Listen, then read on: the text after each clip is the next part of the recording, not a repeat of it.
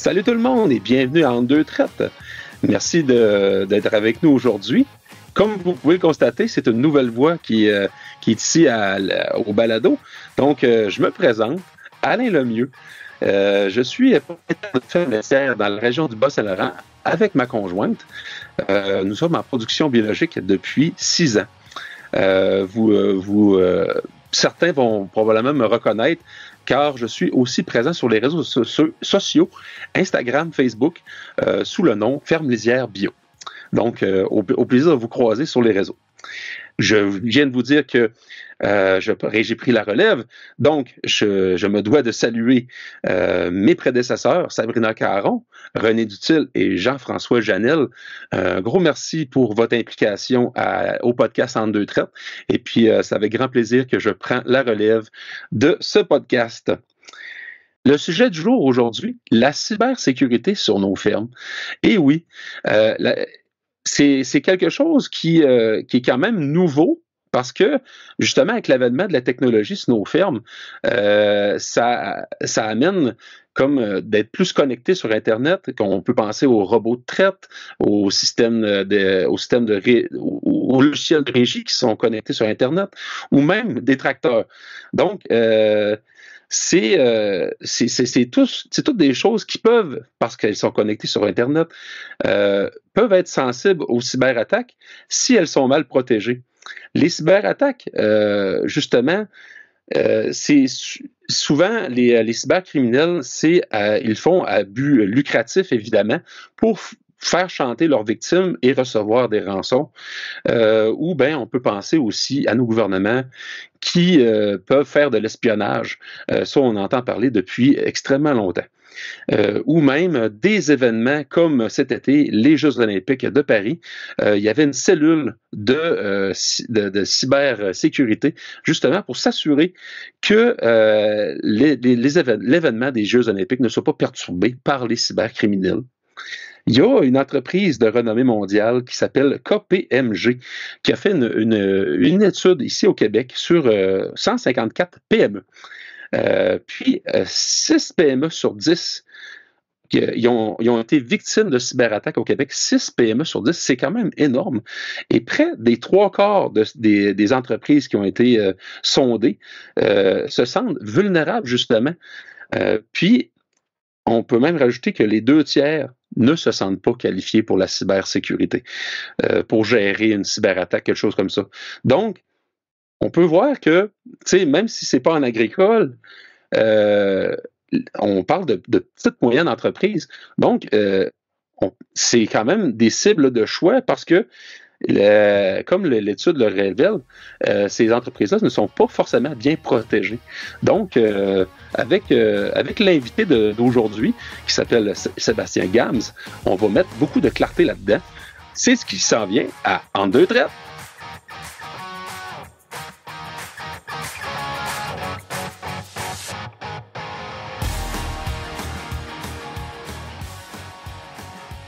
Notre invité est titulaire de la chaire de recherche du Canada en analyse respectueuse de la vie privée et éthique des données massives depuis décembre 2017. Il est membre du département d'informatique de l'Université du Québec à Montréal depuis 2016, en janvier 2016. Il a auparavant occupé une chaire de recherche en sécurité des systèmes d'information conjointe entre l'Université de Rennes 1 et INRIA pendant 6 ans.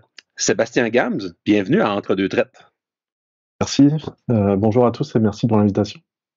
Bon, pour commencer, Sébastien, est-ce que tu peux nous expliquer c'est quoi la cybersécurité et pourquoi on devrait commencer à s'inquiéter ou plutôt se sensibiliser sur les fermes laitières?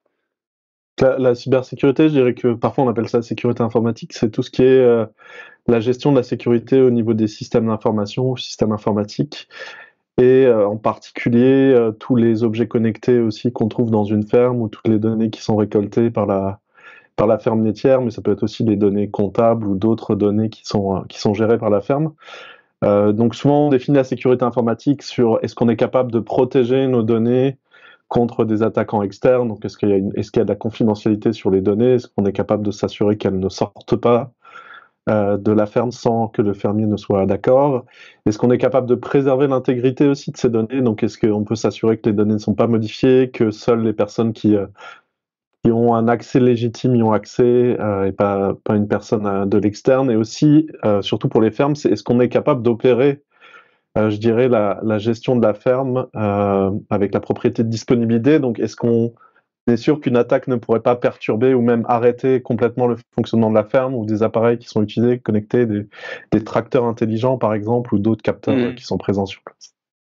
C'est sûr que, tu sais, traire les vaches, c'est quelque chose qu'on ne peut pas vraiment arrêter, mais avec l'avènement de la technologie qui nous a amené la robotique dans nos fermes laitières, c'est pour ça que la question d'aujourd'hui vient un peu solliciter nos esprits.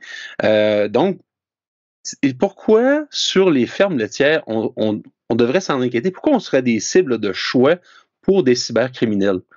Donc souvent, c'est vrai pour les fermes laitières, mais c'est vrai en général pour les petites et moyennes entreprises. On a toujours le réflexe de se dire pourquoi moi je serais la cible alors qu'il y a des grands groupes qui gèrent des données de millions de personnes ou qui ont des actifs de millions de dollars à protéger. Mais en fait, ce qu'il faut savoir, c'est que les attaquants vont essayer d'aller vers la cible aussi qui est la plus vulnérable, et donc souvent sécuriser une infrastructure informatique, c'est quelque chose où les grandes entreprises peuvent mettre des ressources importantes, mais les petites entreprises ou les fermes laitières pas forcément.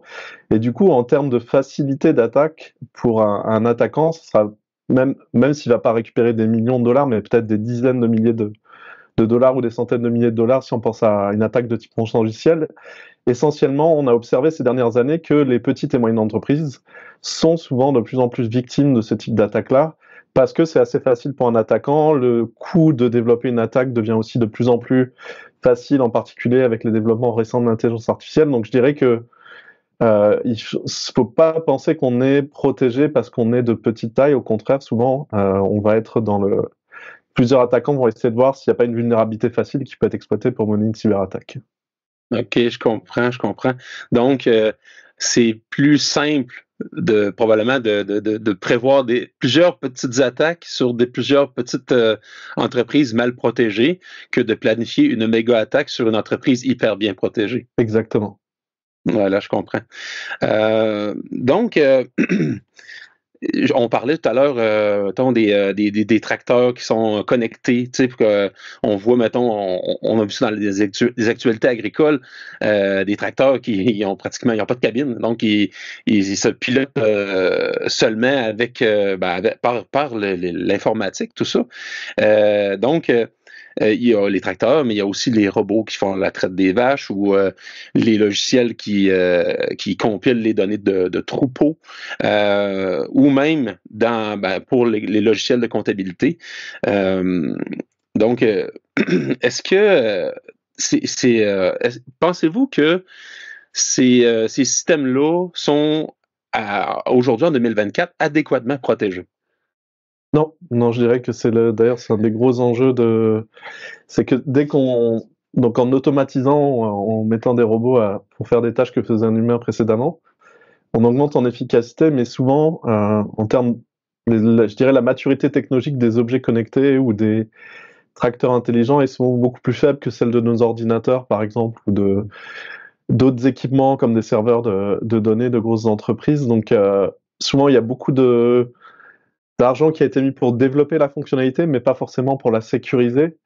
Et donc, comme vous pouvez l'imaginer, ou comme on l'a déjà dit, si on a robotisé quasiment beaucoup d'opérations qui se faisaient sur une ferme, donc je dis pas qu'il faut pas le faire, mais il faut faire attention, parce que si on arrive à bloquer les robots, bah, essentiellement, on est capable de bloquer une grosse partie de l'activité de la ferme. C'est ça l'enjeu, c'est que parfois ces technologies-là sont développées en termes de technologies propriétaires, donc par des entreprises qui ne vont pas être très ouvertes sur c'est quoi le standard de sécurité, le standard de chiffrement, d'authentification qui est mis en place, et donc ça devient aussi très difficile de pouvoir les auditer, et il y a souvent des vulnérabilités qui sont trouvées par des chercheurs en informatique sur ces technologies propriétaires.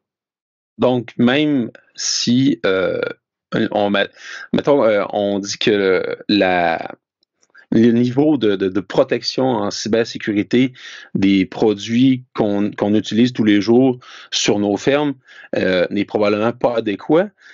Donc, on peut dire que ce soit n'importe quelle grosseur de ferme laitière, ou qu'elle soit high-tech ou même plus traditionnelle, tout le monde est à risque.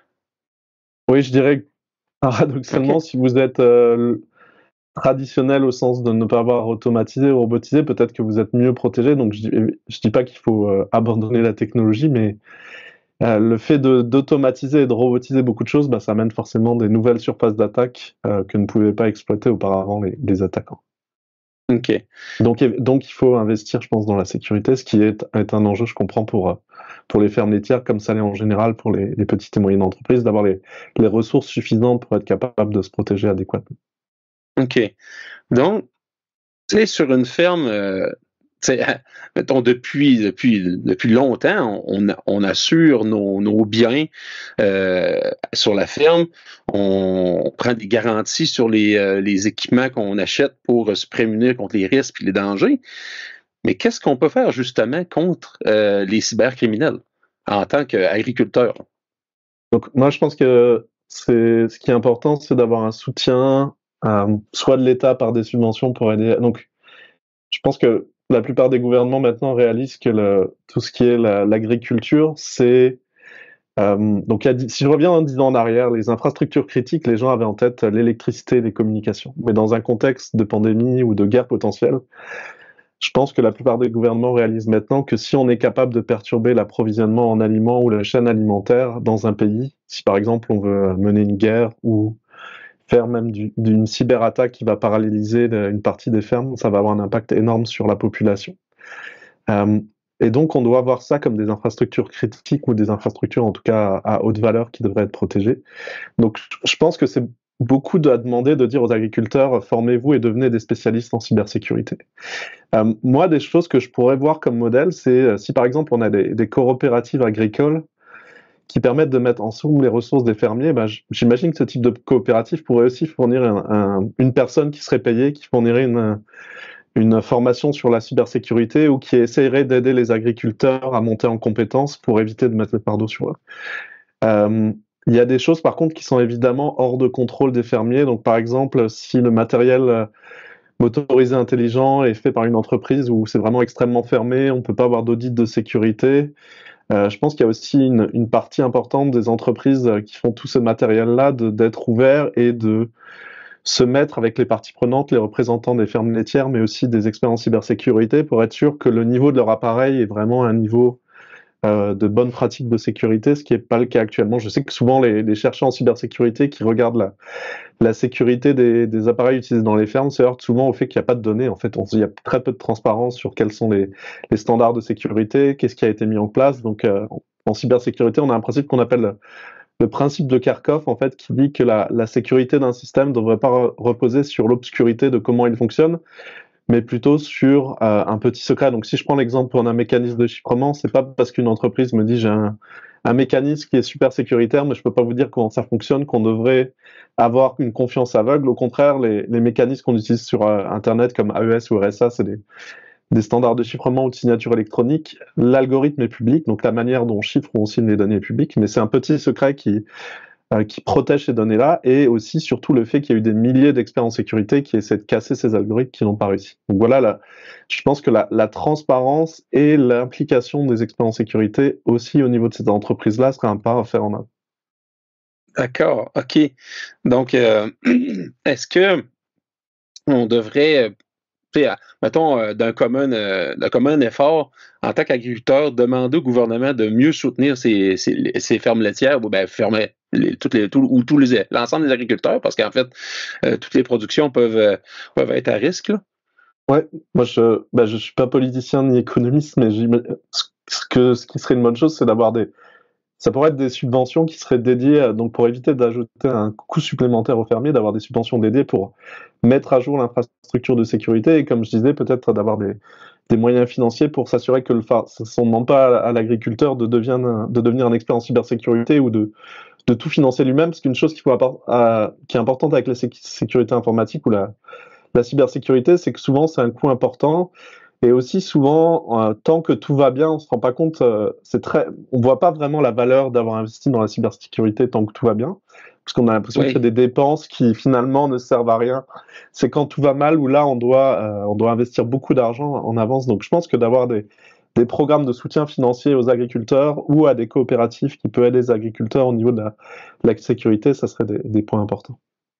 Donc, est-ce que penses-tu que, Sébastien, que les lois actuelles, mettons au Canada ou même ailleurs dans le monde, sont adéquates pour le moment en niveau de protection? Je pense pas, donc je suis pas juriste, je pourrais pas statuer sur le côté la loi exactement au niveau du Québec ou du Canada en général, mais globalement, je pense qu'il y a un effort important à renforcer la réglementation. En particulier, moi, je travaille beaucoup sur les enjeux de vie privée, donc vous me direz quel est le rapport entre les données personnelles et les données des fermes laitières. En fait, le rapport est très fort dans le sens où les données des fermes laitières, tout comme les données personnelles des individus, c'est des données qui sont importantes pour les fermes laitières, pour protéger la confidentialité, c'est important pour que le modèle d'affaires et la ferme fonctionnent. Et je dirais que il y a aussi toute la question de quand je produis des données avec un équipement collecté dans une ferme, je considère que la propriété et le contrôle de ce qui est fait de ces données devraient appartenir aux agriculteurs. Donc il y a aussi tout un enjeu, je pense, au niveau de la mise à jour des règlements sur s'assurer que l'agriculteur qui utilise un appareil particulier reste le propriétaire des données et des services qui peuvent être faits sur les données. Alors qu'en ce moment, je vois beaucoup des cas où, par exemple, vous allez acheter un tracteur intelligent. Vous parlez tout à l'heure de tracteurs qui se conduisaient automatiquement. Oui.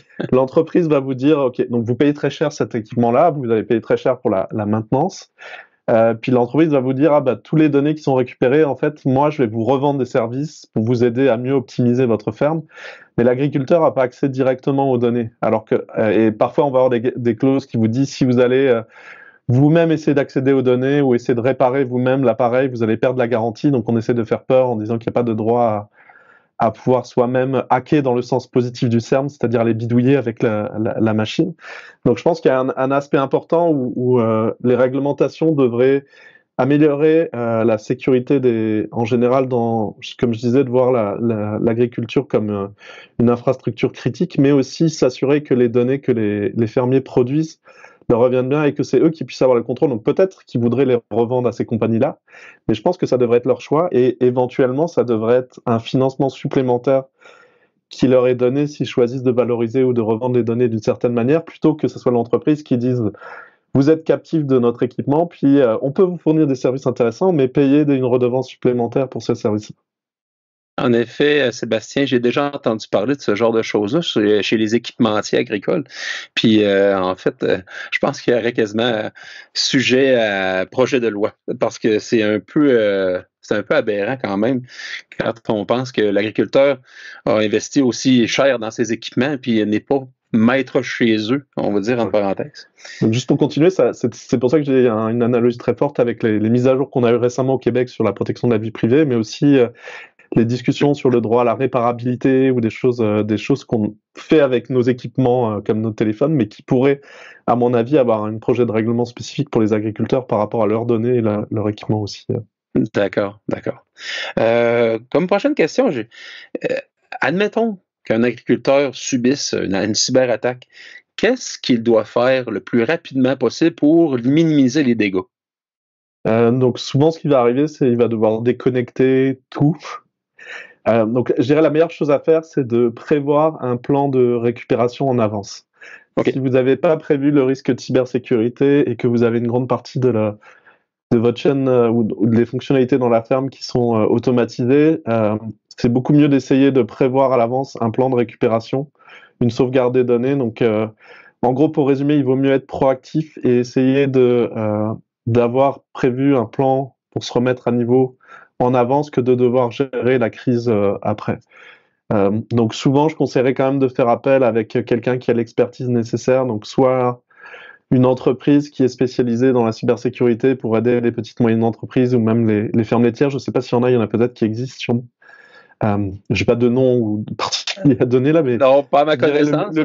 Le mieux, ça serait d'avoir essayé d'avoir un audit de son infrastructure en avance et d'avoir prévu un plan de récupération, déjà pour sauvegarder les données, mais aussi comment est-ce qu'on peut rebooter, je dirais, tout le système de manière efficace plutôt que de de devoir gérer ça dans l'urgence et dans le stress où on va prendre des décisions très vite. On va peut-être avoir quelqu'un qui va nous proposer je suis capable de vous remettre sur flot, mais ça va coûter extrêmement cher. Alors que si on a pris le temps à l'avance d'essayer d'avoir ces étapes-là, on peut aussi minimiser l'impact financier et peut-être minimiser le temps de redémarrage.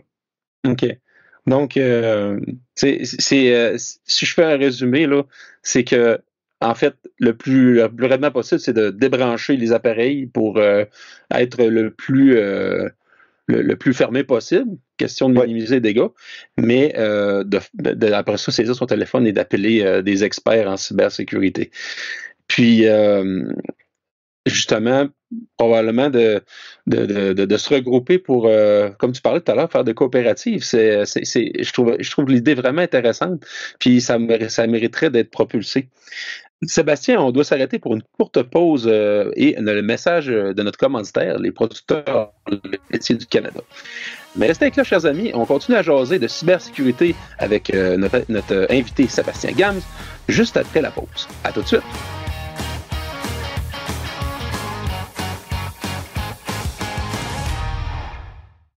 Nous, les producteurs laitiers canadiens, on s'engage à suivre ProAction, notre programme national d'assurance de la qualité comprenant 6 volets.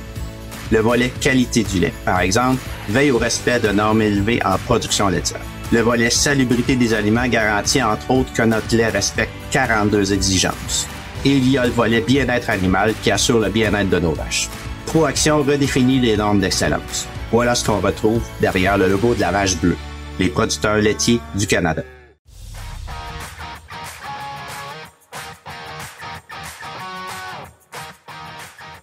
Nous sommes de retour à Entre deux traites avec Sébastien Gams, professeur au département d'informatique de l'Université du Québec à Montréal.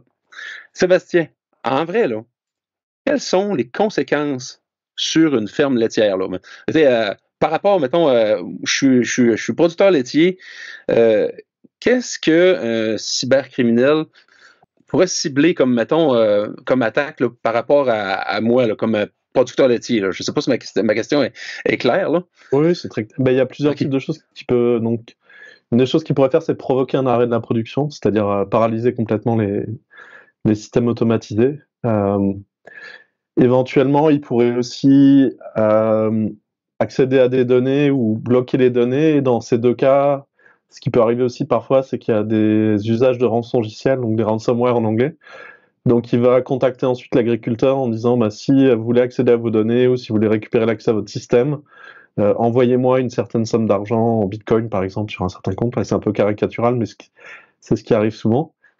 Ce qu'il pourrait aussi faire, c'est si vous n'avez plus accès à une infrastructure, une information qui impacte le bien-être de vos animaux, ça pourrait amener à perdre du bétail, à la mort de certaines bêtes, ou en tout cas à la dégradation de la santé de ces bêtes-là. Donc il y a souvent les capteurs servent à s'assurer du bien-être de la vache, à aussi optimiser la quantité de lait obtenu. Et donc on peut imaginer que le coût de la perte d'une vache serait aussi un coût financier extrêmement important. Donc je dirais ça c'est des exemples concrets où évidemment on perd des bêtes, on perd de l'argent, on a sa production qui est arrêtée. Qui ont un impact concret sur le quotidien d'un fermier dans une ferme laitière. C'est sûr que il faut, en cas de cyberattaque, puis que là, tous les systèmes plantent, tu l'as mentionné, la santé des animaux est en jeu parce que une vache qui n'est pas traite dans les délais habituels, dans les fermes justement robotisées, on parle d'une traite aux 8 heures.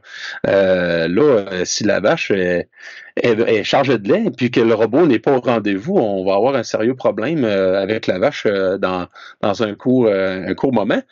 Donc, j'imagine que l'appel de rançon va arriver pas longtemps après la cyberattaque. Oui. Ouais, mais justement, dans le cas d'une demande de rançon, là, est-ce qu'on doit acquiescer ou bien qu'on doit prévenir la police? On devrait prévenir la police. Donc, c'est toujours le gros enjeu. Est-ce qu'on paye pour avoir accès à ces données ou pas? Mais je dirais que on devrait prévenir la police directement et ne pas accepter de payer, même si je peux comprendre pour quelqu'un qui est impacté au niveau de sa ferme, ce qu'il veut, c'est pouvoir récupérer l'accès à son matériel, mais si de plus en plus de gens payent les rançongiciels, les cyber-rançons, ça encourage les attaquants À continuer. à continuer à demander de plus d'argent. Donc, pour la collectivité, la société en général, on rentre malheureusement dans un cercle vicieux. Je peux comprendre qu'individuellement, il y a des cas, même dans des grands groupes, où on sait parfois qu'un grand groupe a payé des millions de dollars pour retrouver l'accès à ces données, mais je dirais qu'il faudrait éviter ça. Et c'est pour ça que je parlais tout à l'heure d'avoir un plan de récupération, plutôt donc éviter de payer, et plutôt avoir un plan pour retomber sur ses pieds en ayant accès à l'expertise nécessaire. Comme par exemple faire des sauvegardes. Faire des sauvegardes des données, avoir fait en avance ce qu'on peut appeler du pen testing ou des audits de sécurité dans son infrastructure pour essayer de mettre à jour du mieux qu'on peut aussi. Donc, une des choses que j'ai pas dit tout à l'heure, mais c'est que les règles d'hygiène numérique, donc tout ce qui est faire des mises à jour régulières, avoir des mots de passe qui sont sécuritaires, donc difficiles à deviner, avoir un antivirus à jour, tout ça, c'est des choses évidemment qui s'appliquent aussi au niveau des fermes, comme ça s'applique dans les individus en général. Parce qu'une de ces règles d'hygiène numérique qui n'est pas respectée peut amener à l'accès aux données ou à des systèmes d'un attaquant externe. Oui. Puis justement, dans mettons, on va dire des très grosses fermes où il y a beaucoup de. Tu sais, il n'y a pas forcément une seule personne qui gère l'informatique. En fait, on parle de mots de passe ou tout ça, là.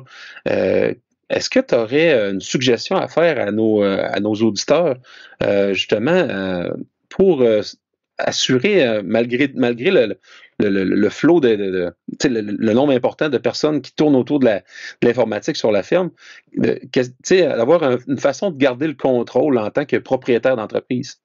Donc dans ce cas-là où la ferme où le nombre de personnes est important, je pense qu'il faut voir ça comme une petite et moyenne entreprise où ce qu'on voudrait, c'est compartimenter l'accès aux données en fonction des rôles. Donc en général, en sécurité, on a un principe qu'on appelle le privilège du moindre accès, qui est vous ne devriez pouvoir accéder à une donnée ou à une fonctionnalité du système d'information que si c'est nécessaire pour votre rôle dans l'entreprise. Donc ce qu'on pourrait faire, c'est quand quelqu'un arrive, on essaie de lui donner accès aux fonctionnalités et aux données dont il a besoin par rapport à son rôle, et éviter au contraire quelque chose où quelqu'un arrive, je sais pas, pour un stage de quelques semaines, puis il a accès à tout d'un coup sans avoir de restrictions, et quand il part, on oublie de lui enlever son accès. Donc au contraire, avoir une vision. Évidemment, ça s'applique pas si on est dans des cas de petites fermes où le nombre de personnes est beaucoup plus limité, mais dans un contexte de grande ferme, on peut voir ça comme le même souci qu'aurait une petite et moyenne entreprise, où on veut avoir un contrôle d'accès sur qui a accès aux données et aux fonctionnalités pour éviter justement. Là, ça serait du coup un attaquant interne plutôt qu'un attaquant externe dont je parlais. Oui. En fait, c'est d'user de vigilance surtout parce que quand on n'en met pas assez, justement, c'est des portes qui restent ouvertes, puis des cyberattaques qui se font beaucoup plus facilement. Ouais. Ouais. On voit ça passer sur sur le réseau, tout ça. J'aimerais avoir ton idée sur ce genre de produit-là. C'est comme un VPN. OK? Je suis pas très calé en la matière, mais c'est apparemment que c'est pour protéger nos données, nos ordinateurs, tout ça, que ça aide énormément. Est-ce que tu pourrais m'expliquer qu'est-ce que c'est un VPN, puis comment ça agit sur nos appareils? Donc un réseau privé virtuel, ou VPN en anglais, en gros, ça permet de protéger la confidentialité des données en passant par un proxy de confiance qui va relayer les communications à l'externe de manière sécurisée, et aussi s'assurer que quand on se connecte, par exemple, dans l'infrastructure de sa ferme depuis l'extérieur, les personnes qui ont accès sont bien des personnes qui sont authentifiées au niveau de la ferme. Donc c'est un outil, je dirais, standard, qui peut être utilisé pour essayer d'améliorer la confidentialité des communications, et aussi essayer d'avoir une meilleure authentification, s'assurer que les personnes qui ont accès ont effectivement installé le VPN et ont une accréditation par rapport à la ferme. OK. Donc, si, mettons, les compagnies qui nous fournissent de la technologie agricole, il y aurait avantage justement à investir là-dedans pour fournir à ses clients, nous, les producteurs agricoles, des produits mieux protégés. Oui, je pense qu'on devrait considérer que par défaut, les données devraient être chiffrées aussi. donc avoir un tunnel sécurisé ou du chiffrement de bout en bout. Parce que souvent, on va considérer que c'est des choses qui sont que importantes pour des données personnelles, mais en fait, comme je disais, les données des fermes sont des données essentielles pour le fonctionnement de la ferme, et donc on devrait avoir aussi par défaut le chiffrement de toutes ces données, un contrôle d'accès où ces données ne sont pas accessibles en ligne publiquement, mais il faut vérifier l'identité de la personne avant de lui donner accès. OK. Donc toutes les bonnes pratiques de sécurité standards qu'on aurait dans une entreprise ou même pour un individu en général. OK. Puis, je crois qu'il y a des entreprises qui s'occupent de stocker les données, mettons, de façon sécurisée pour d'autres entreprises. Qu'est-ce que tu penses de ça? Je pense que c'est une bonne idée de faire appel à un fournisseur reconnu pour avoir une sauvegarde et un stockage de ces données. Mm-hmm. Donc après, ce que je conseille toujours, c'est aussi d'aller voir c'est quoi les clauses qu'il y a. Est-ce que les données restent la propriété de l'agriculteur? Est-ce qu'il y a une garantie si jamais les données sont perdues de rembourser financièrement, ou d'aller voir tous ces détails-là qui permet de vérifier vraiment pour quel service on paye et quel niveau de sécurité qui est mis en place. Est-ce qu'il y a un audit de sécurité qui est fait par des entreprises externes sur ces plateformes-là? Donc de vérifier un peu souvent la difficulté, c'est entre les déclarations commerciales, marketing et ce qui est fait en vrai. C'est toujours important d'aller voir dans les détails quand on signe un contrat avec ce type d'entreprise-là. Est-ce qu'elles ont une certification ISO d'un certain niveau parce qu'elles ont eu un audit externe, ou est-ce que c'est juste une entreprise qui a été créée où on vous déclare que tout est sécuritaire mais sans vous donner une certaine transparence sur les mesures qui sont mises en place? Donc, ça serait important en tant que producteur laitier de connaître un minimum ce qu'on a besoin pour protéger nos fermes. Donc, de la sensibilisation ou de la formation à recevoir de notre côté, mais aussi que nos instances gouvernementales et les entreprises qui nous fournissent des produits qui sont connectés sur Internet jouent aussi leur rôle de protéger nos entreprises. Exactement. Donc, ce que je pense, c'est qu'il faudrait aussi investir dans la sensibilisation et la formation à la cybersécurité pour les fermiers, mais comme je le disais, ce qui serait important aussi, c'est on peut pas mettre tout le poids sur le fermier, donc c'est d'avoir aussi des représentants des fermiers qui, eux, ont des personnes spécialisées en cybersécurité, qui peuvent répondre à la demande ou aller valider les clauses des contrats pour les fermiers. Donc ça revient un peu à l'idée de la coopérative, mais ça pourrait être peut-être d'autres ressources, en tout cas, qui seraient facilement accessibles et qui ne coûteraient pas non plus des sommes trop importantes pour les fermiers, pour les aider sur la cybersécurité. Donc peut-être un organisme qui représente au niveau de la société les fermiers, j'imagine qu'il pourrait même y avoir un organisme qui est dédié à la cybersécurité en agriculture, oui, qui serait comme une porte d'entrée juste pour tous les fermiers, qui pourraient les contacter, qui les enverrait vers des ressources qui seraient financées par de l'argent public, mais pas simplement des cabinets privés où encore on demande de l'argent supplémentaire aux fermiers pour ces services. C'est une idée très intéressante à développer. Puis j'espère que les auditeurs qui nous écoutent vont prendre bonne note. Et puis, c'est en se regroupant, l'union fait la force, comme on dit. Sébastien Gams, je vous remercie d'avoir partagé de votre expertise aujourd'hui avec nous à Entre deux traites. Et puis, on se dit peut-être une autre prochaine fois, parce que je pense que le sujet va probablement évoluer, puis j'espère un jour qu'on va en rediscuter, mais pas négativement. Merci beaucoup pour l'invitation. Je vous souhaite une bonne journée à tous. Merci. C'est tout pour cet épisode d'Entre deux traites. Merci à notre commanditaire, les producteurs laitiers du Canada. Et merci à notre équipe de production, Carl Bélanger et Bruce Sargent. Un énorme remerciement à notre invité, Sébastien Gams, professeur au département d'informatique de l'Université du Québec à Montréal. Si vous avez des questions ou des suggestions pour l'émission, visitez notre page Facebook du Balado ou notre compte X. Justement, je vous invite fortement à alimenter ça, parce que c'est, comme on l'a dit dans l'émission, c'est par le partage où quand on se regroupe, on devient plus fort. Donc, je pense que ça serait important de sonder justement la question sur nos fermes laitières, voir si la cybersécurité chez nous c'est vraiment adéquat parce que je pense que, comme notre invité l'a mentionné, ça peut être vraiment grave sur nos fermes. Ça peut occasionner des répercussions économiques et même émotives énormes. Donc, on n'a pas envie de vivre ça. Je pense que chacun de vous devrait justement faire l'examen sur sa ferme.